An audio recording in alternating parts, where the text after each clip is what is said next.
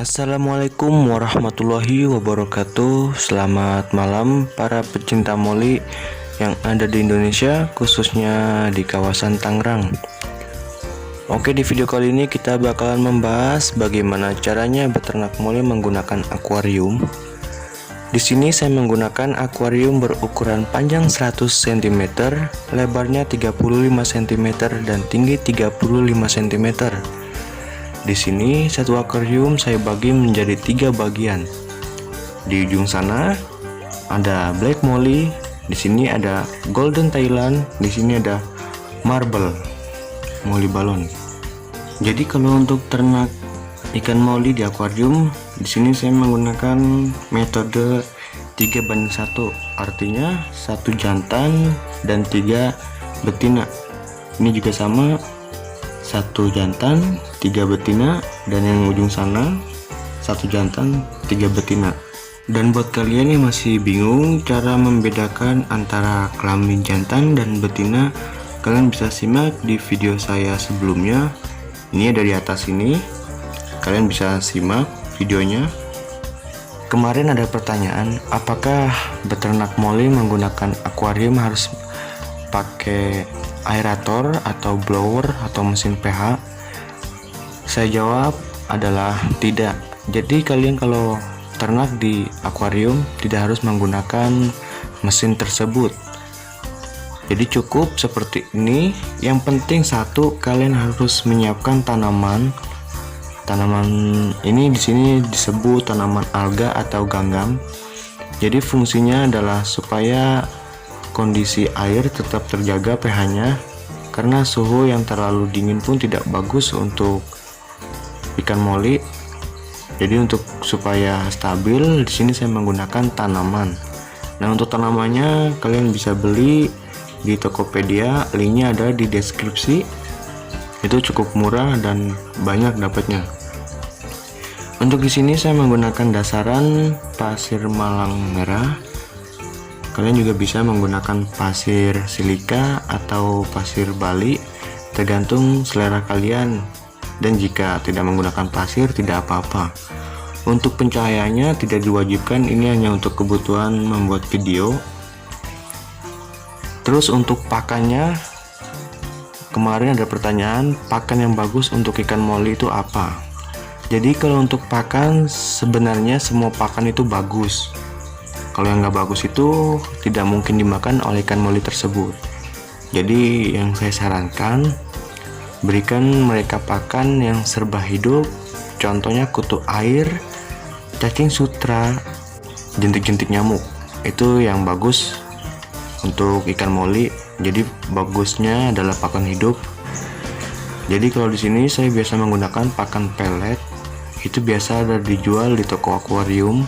Harganya cukup murah, 10.000. Dan untuk pakan burayaknya saya juga sama menggunakan pelet. Peletnya saya tumbuk menjadi halus. Itu kalau untuk burayak. Jadi untuk pakan sebenarnya semuanya bagus. Yang tidak bagus itu jika tidak diberi pakan. Kalian bisa lihat di sini untuk contoh apabila kalian ingin beternak moli pakai akuarium. Di sini kita tidak menggunakan mesin, oke? Tidak pakai mesin power head ataupun aerator. Jadi cukup air di sini. Untuk air di sini saya menggunakan ketinggian 30 cm. 30 cm untuk tinggi airnya. Dan jangan lupa kalian harus pakai garam sekira-kiranya takaran 1 sendok makan, 1 sampai 2 sendok makan untuk ketinggian air di 30 cm. Itu gunanya mencegah ikan moli dari penyakit white spot, terus cacing parasit ataupun jamur. Jadi kalian harus menggunakan garam ikan. Selain garam ikan, kalian juga bisa menambahkannya menggunakan daun ketapang jika ada. Kebetulan di sini saya ada daun ketapang, jadi ini belum saya pakai. Mungkin besok baru saya kasih. Untuk kebersihan air, usahakan kalian ganti airnya seminggu sekali ya, minimal seminggu sekali. Itu Itu kalau kalian bisa.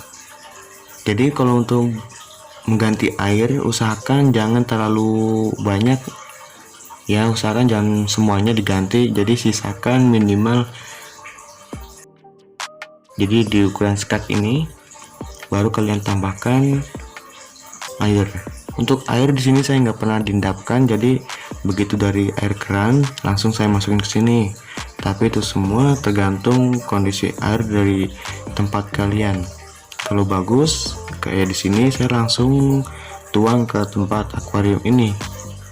Dan ingat, untuk penggantian air sebenarnya harus diperhatikan.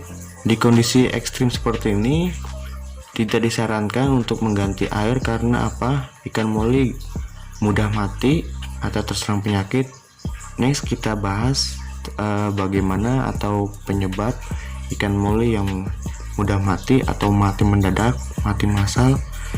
Di sini saya kemarin sudah mencoba, karena cuaca ekstrim jadi saya mengganti air.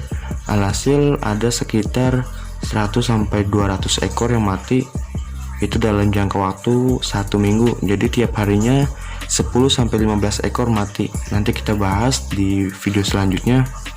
Ini adalah kutipannya.